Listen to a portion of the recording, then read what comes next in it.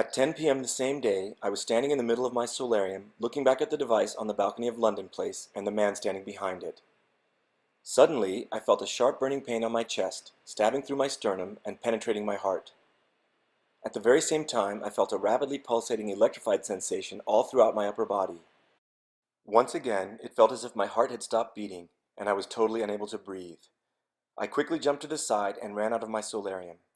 As I did this, all of the acute effects of the energy suddenly ceased, but I was left with a deep burning pain in my chest for more than a day.